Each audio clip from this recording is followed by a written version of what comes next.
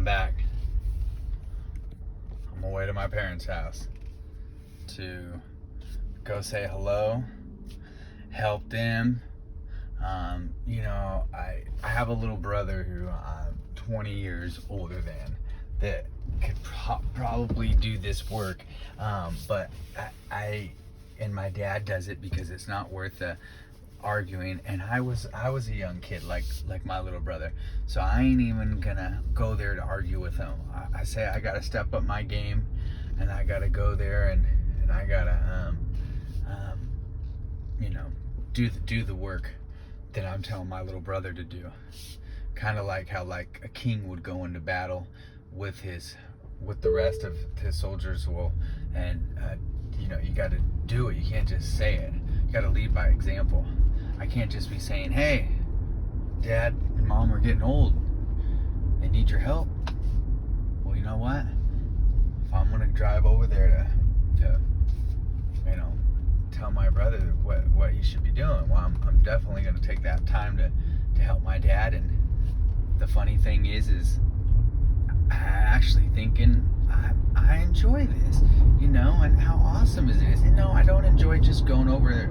I'll still do it, and it's still kind of enjoying knowing that I'm saving my dad and mom some time if I went and did it. And I don't want my dad to help me, but I want him to just sit out there and hang out with me and talk to me, and it's not that I'm looking for satisfaction or appreciation that he's doing it. I just want to hang out with my dad and do the work for him and my parents, and almost like this is exactly what they wanted me to do when I was a kid. My mom would make me a sandwich, or my dad, and maybe some fresh lemonade and a good sandwich, and they'd want you to mow the lawn, and you would kick and you would scream. But then you got a little bit older and you'd go do it for the neighbor, and the neighbor lady would make you that fresh lemonade and that sandwich and give you that $5 bill or $10 bill, and you're like, Mom was like, hey, that's exactly what I was asking you to do all last summer. Well, now it's come full circle. Now here I am, an adult, driving over to my dad's house and my mom's house, ready to go do some yard work.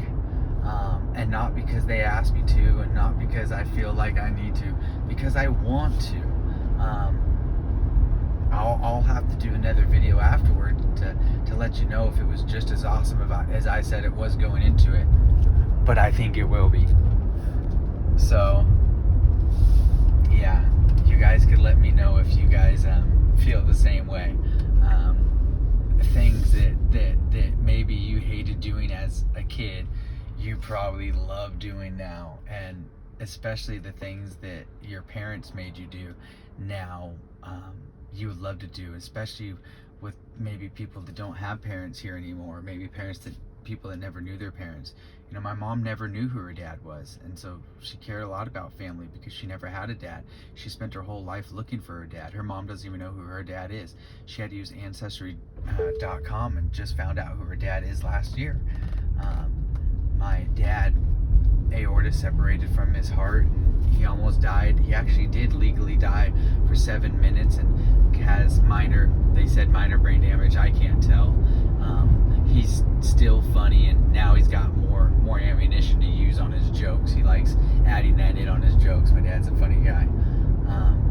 But yeah, once something happens in your family where somebody gets sick or something happens and you don't know if they're gonna make it, and then they do, you should have always held your family tight. You should always love your family.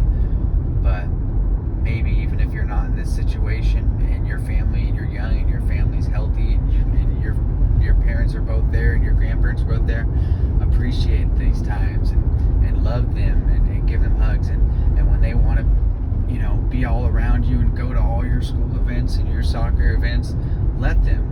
They want to scream and yell your name, let them. I love that. My dad was always the loudest one. I played soccer in high school. Our field was huge. The stadium was huge, and I could hear my dad. It's what seemed like a mile away. Some people, I don't want to say some people might have got embarrassed. I think maybe I might have got embarrassed.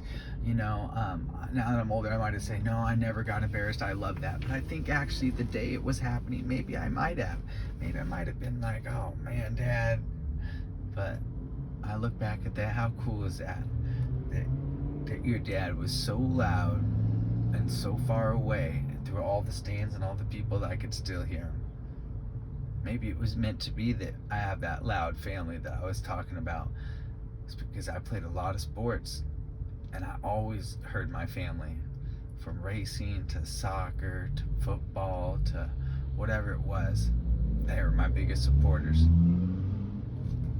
Thank you, Jesus, for giving me such a good family foundation. I'm so grateful. I always said that I would spend my life talking about Jesus and traveling the world. Well, now thanks to YouTube, I don't even have to travel the world. I just get to just talk to you guys and flip on the camera whenever I can. And that is a lot, because I'm always super grateful and I always have a lot to say. I love you guys. I hope everyone has a blessed night. And I'm going to finish this last video on just a nice, quiet ride right before sunset.